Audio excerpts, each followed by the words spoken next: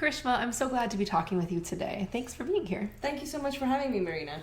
Before we jump into your grad rep, can you tell me a little bit about your research in the PhD program? Absolutely. So I'm in my second year, so it is still evolving, but at the moment I'm really interested in thinking about creative producing structures in theatre organizations in East Africa. So thinking about the sustainability, the ethics, financial models that are sustainable for new theatre companies to exist in the current economy in this market.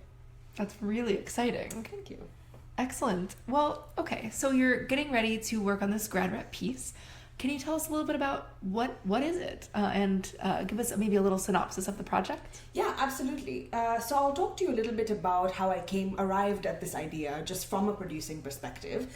So I am a producer but also enjoy directing work. So I really wanted to use this opportunity to create a piece that would push me in terms of thinking about producing within the academic institution and then what it looks like to direct a piece like this when it's a new work. We have the privilege to be in a space that has so many resources to allow us to develop new work. So I thought that it would be great to use this as an opportunity to invite one of my dear colleagues and friends, Alaya Kasam, to write a new piece, which we've entitled Haldi and Honey. So Haldi in Gujarati means turmeric and honey is honey. And that is often used as a remedy for everything. Our grandmothers used to tell us, heartbreak, have haldi and honey. Your husband cheated on you, have haldi and honey. You have a sore throat, haldi and honey. This is like the trope. So the story does focus on Jugni, a 30-ish-year-old woman who loses her grandmother. And before she lost her grandmother, she had a relationship with her where she was the only one in the family that knew what needed to be done before she was buried, a series of rituals that needed to be performed to allow for her grandmother's soul to rest in peace. So she does this and she performs a series of rituals throughout the course of the play, but realizes that they're not enough, it doesn't suffice. But in this journey, she learns a lot about herself, her Indian Kenyan identity, and her relationship to her ancestors. That's amazing. So the play sounds like a one-person show. Is that true? Yes, so at the moment it is a one-person show. It will, I think, be performed in two bodies, so it's going to be really interesting to explore that. And as I said earlier, it's part of the process of trying to figure out whether or not this show is meant for one body or one voice represented in two different forms. Oh, that's wonderful. And you've spoken about a collaborator, Alaya. Can you tell us more about Alaya and what her role in this is? Yes, absolutely. So Alaya Kasam and I go way back, but also not that long ago. We met in 2019 when I was running the Nairobi Musical Theatre Initiative workshops. She was working alongside Eric Wainaina and Rishabh Nanda on a piece called Pani Puri, which is a musical that explores an interracial relationship between a black Kenyan and a brown Kenyan.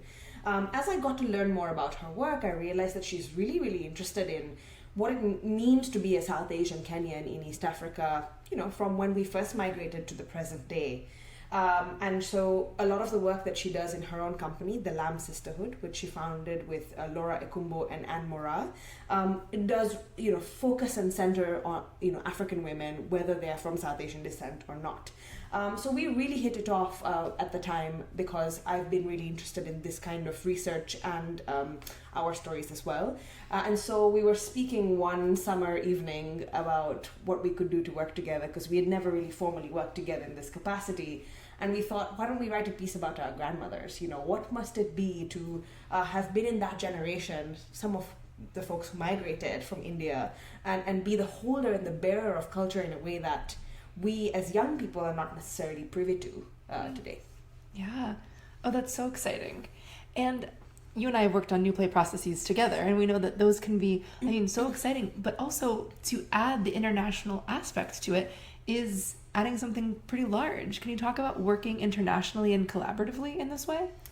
It was a real challenge. First of all, the easiest and the most, immediate thing is thinking about time zones, trying to figure out how to work on new plays and workshopping the process through the time zones was quite a challenge. But the nice thing was that we were together over the summer last year where we were able to develop some kind of timeline and then, worked off of that. I think from a producing perspective, it brought up a lot of questions for me, some of which I don't really have the answers to, but I like to raise them here anyway because they're things that I'm hoping that this process will allow me to think deeper into and reflect more about. The biggest one being the audience, right? Primarily, this story is written for a Kenyan audience. So what does it mean to be workshopping a play like this in a community that is not primarily Kenyan? How will that change the work? And what new things will it teach us about the work? One quick example in response to this is we were thinking about some of the colloquialisms, right? Haldi and honey, for example, the actual name, specific rituals as well that are very specific to the Islamic culture back home. And we were thinking, will this be resonant to a community here, or will we need to over-explain it? And as I was speaking to Alea, I realized actually that a lot of young people back home that are my age don't know the rituals in the same way. So in fact, moving it away from a culturally specific audience has been helpful in thinking about how we can be as specific as possible to use this play as a tool, as an intergenerational tool to move cultures and rituals and traditions from one generation to another. Yeah. And that's been really the thing that has characterized my dialogue with Alea, because we are of different generations. That's very interesting. And so you've talked about being a producer. For anyone who's listening who doesn't know what it means to produce something, can you give a little insight into that? And also, I know that you're directing this piece and producing it. So if you can speak to some of the challenges of doing both, that would be really interesting. Yeah, let me start by answering the first part of your question. I give a lot of credit to my mentor, Roberta Levito here, who used this analogy for me when I was first trying to figure out whether I was more of a producer or a director, and it has stuck with me ever since. A producer, I like to think, is more like a construction manager, and a director is an architect. So the director will come and tell you, I want to build a house that is shaped like a hat on stilts. And the construction manager will say, we don't have the wood for that. Or what kind of nuts and bolts are you going to use? Or how do we figure out what the elevation is going to look like and what the weather conditions are, and will it accommodate this? So that's really what the role of a producer is, in my opinion. And, as very, very beautifully explained by Roberta, I think a lot about the external structures and the internal structures, rehearsal time, schedule, spaces, funding, the people that you want in the room, to make sure that the director's vision is now, brought to life in the way that they would like, ideally. So to segue into the second part of the question, being the director for this process as well as the producer has been quite an interesting challenge, because it's been a while since I've gotten to do this professionally. A lot of my work in the field has been focused on producing over the last couple of years. So it's nice to sort of be at the steering wheel for a second and just think about what exactly I want as a director. And I find that in this new play process, it has largely been informed by the areas that I'm hoping to grow in. One being design, and two being learning how to actually develop a relationship with the writer in a new play context. Which is why I'm also very grateful that this is happening in a university context first, because it's really allowing me to fail forward, make all the mistakes, learn from them, and then know that I have the producing strength to rely on when my directing skills are not always the thing that comes, at the forefront. Yeah. Oh, wonderful. And I love the idea of failing forward. I think that's what so much of grad rep is meant to be. And so much of what exploring work within the artist-scholar context is about too. Absolutely. I think it is such a critical part of the academic journey here at Stanford, and one of the reasons why the program actually is so different from the rest is that we're able to sort of develop our theoretical praxis into a more practical context, and really test some of these scholarly ideas that we spend hours, days, months, sometimes years thinking about in the rehearsal room. So how does decolonizing theory apply to what I'm doing in the room? Does it at all fit? What does this mean for the artist scholar? And if I may, the producer scholar model?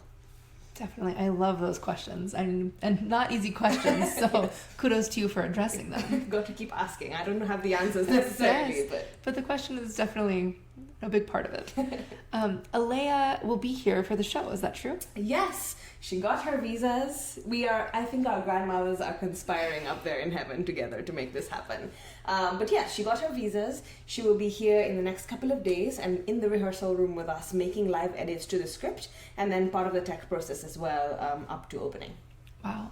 I can't wait to meet her. Yes, we can't wait to, bring more programming to the school. Definitely. So you're, in addition to Alea, you have other collaborators. You're working with designers. Is there a particular element of design you're most looking forward to or most excited by?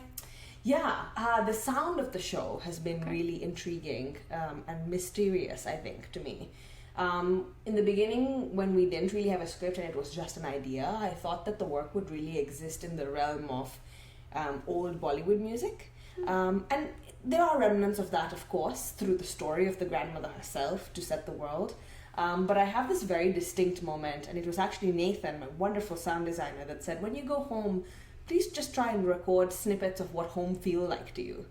And it just so happened that I was awake one night at 4:30, or one morning, 4:30 in the morning, which is the time that this play is set. And I was at home in Mombasa, and I was just awake. And I could hear the birds chirping, the cock started crowing, you could hear the breeze that was determined by the tide coming in. And I just thought, this is what the identity, the sonic identity of the play is.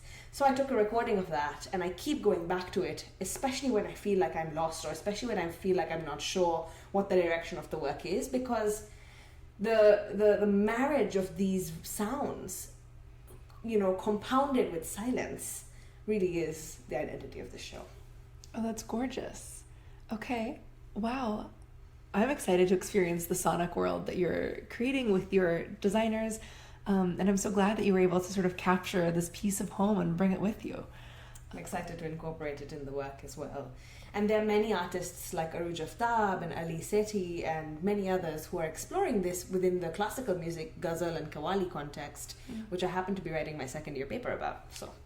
Oh, very cool. Do you want to give us just a sentence or two of what that's about? Yeah, sure. I'm looking at perceptions of blackness in Amir Khusro's poetry from the 14th century in Mughal India. So there are traces of African or Zanzibari migration to the Indian subcontinent as early as the 14th century, which have been recorded in both poetry and in visual forms. So I'm looking at perceptions of blackness in the subcontinent through qawwali and Khusro's ghazals specifically. Wow. Oh, that's so exciting. And just really highlights the artist-scholar identity and how you can work through this in multiple ways. Amazing. Okay. So I have so many other questions that I want to ask you. I'll go with, you're working with undergrad actors currently? Yes. What is that process like so far? It's still evolving. We've been focusing a lot. So actually, let me take a step back for a moment and say that for me, this process has been divided into three. Okay. I started off as a producer. So really thinking about the fundraising, making sure that it was viable to bring Alea here, making sure that we had enough budget to make the work happen. Then as soon as we had funds confirmed, which also involved our new play development work last quarter, I moved into dramaturg mode. So we were still developing the script. We didn't really have many pages up until December. Alea was working tirelessly to come up with different drafts. So I sat down and purely worked as a dramaturg to help her, bring the script to a place that we could take it into the room. We are now at the place where we're ready to be in the room, and this is really going to be our first moment of interaction with the actors. Today is my first day of rehearsals. Thank you. I'm very excited. And so I'll be able to experience what the performers are like in the room and how they are receiving the work and what they add to it as well. Oh, that's wonderful. Well, in addition to what you just talked about, something that you reminded me of is that what I love about your work, one of the things, is that you look outside of the sort of traditional theater audience, especially here. So I know you've worked with different campus collaborators. Who are groups on campus that you are excited to experience this work? Thank you. First of all, just have to give a big shout out to our supporters. Of course, the Theatre and Performance Studies Department on campus, the Abbasi Program for Islamic Studies, the Center for African Studies, the Knight Hennessy Scholars Program, the Department of English, and the Center for South Asia have been real supporters of this work from funding perspective and then also in terms of audiences. I'll touch a little bit about the Knight Hennessy Scholars Program here. I'm very excited to bring this work to this community of mine. I am very grateful to be a scholar, and I'm the only TAP scholar so far. And so it's really interesting to have these conversations with my colleagues who are in material sciences and earth sciences and engineering and don't really understand the nitty-gritty of theatre in the way that we experience it every day. So more than just going to see a play, they now have an inside access through my experience and through Alea's experience and through the experience of our actors, that I'm hoping to engage with them in the form of post-show talkbacks and workshops as well, so that they really understand what it means to, make a work happen in the way that we're imagining. Just like they would go into the lab every day, this is our lab, Right. Oh, that's very exciting. And this is my own personal interest, but in Alea's work, food seems to come up, like pani puri, haldi and honey. Food and rituals seem to be quite important. Is there a way that those things are emphasized either sonically, dramaturgically, or just in your hearts as you enter the rehearsal room? We are both huge foodies. It's going to be pretty evident in the work. And also, Alea describes herself very beautifully as a maker of things. She's a storyteller. She loves telling children's stories. She's a playwright. She also makes samosas, and she makes brass jewelry. It's beautiful, statement pieces. She's made works out of glass beads as well that are on sale, around the world now. So food for her and for me is really a performative avenue to express feeling through taste. Rasa, in the Natya Shastra, rasa is, a famous theory that is often contrasted with Aristotle's catharsis as a form of experiencing theatre. And I think what better way to explore that than food? It does come up in the show quite a bit, actually, because there is a scene where, not to spoil it too much, but there is a scene where some kind of food is prepared, and there's a conversation of what that means, and the relationship that the grandmother has with the people around her, and how that is revealed through food. So. Wow. There are eggs, there are parathas, there are possibly samosas, lots of, fun little savory snacks. Anything the audience can eat? Hopefully, we'll see with the COVID restrictions and some of our Fair other enough. spaces, maybe not, but, we'll see. We'll see what is manageable. Okay, that sounds wonderful. We're almost out of time, but I'm curious, is there anything we didn't talk about that someone listening right now might want to know, or that you want to share before we end?